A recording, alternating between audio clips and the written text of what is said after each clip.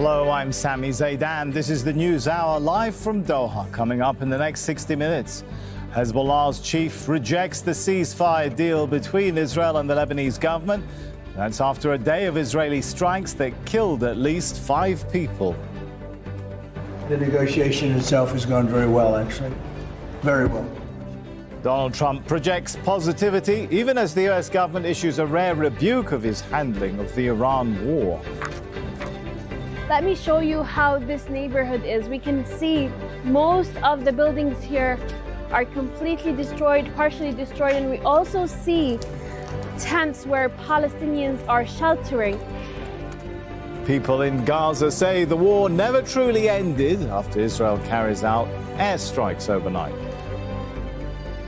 Protesters call for migrant workers without valid visas to leave South Africa in the latest street march against illegal immigration. And Cuba's trash crisis, fuel shortages cut community rubbish removal, leaving it to pile up in the streets.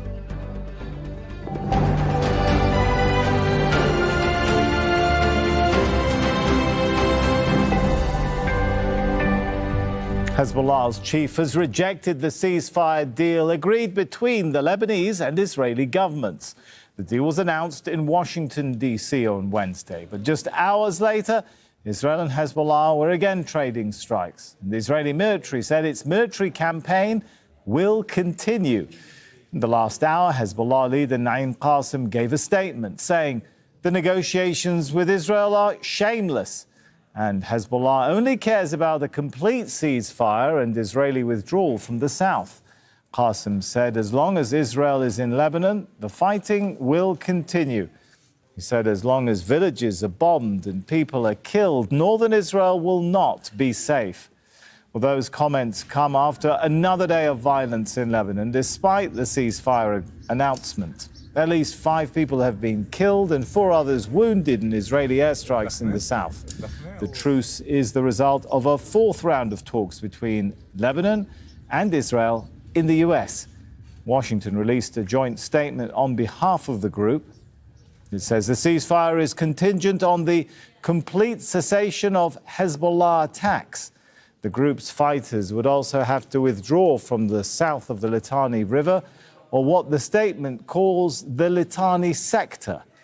The countries say they'll establish, under the guidance of the US, pilot zones. Now, it's not clear what these are, but they'll be under the control of the Lebanese armed forces. The US also says it's committed to improving the capacity of the Lebanese army so that it can exercise sovereignty over its territory. And Lebanon and Israel plan to hold another round of talks later this month, facilitated by the US, with a view to reaching a comprehensive agreement. Crucially, here's what isn't in that statement: no mention of a timeline for stopping attacks or implementing any of the other elements like pilot zones. Also, no mention of when or if Israeli troops will be required to pull out of Lebanese territory it occupies. And there's no plan for the return of hundreds of thousands of displaced people to their homes in the occupied south.